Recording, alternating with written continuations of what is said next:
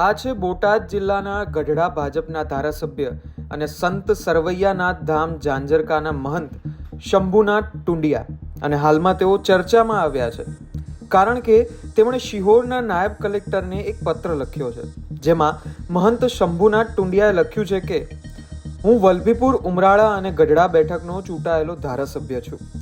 સમયના અભાવે જિલ્લા તથા તાલુકાની સંકલન સમિતિની બેઠકમાં ઉપસ્થિત નથી રહી શકતો, જેના લીધે વિસ્તારમાં વિકાસ કાર્યોની ચર્ચા નથી થઈ શકતી.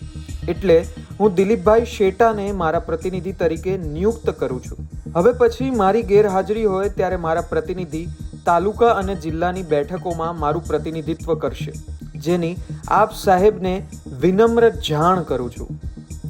ત્યારે એક સવાલ એવો પણ થાય છે કે નેતાજી એવા તો શું કામ કરતા હશે કે જેથી એમને જ્યાંથી ચૂંટાયા છે તે નાગરિકો માટે સમય મળતો નથી? હશે ત્યારે એ તો નેતાજી ચોખવટ કરે તો ખબર પડશે.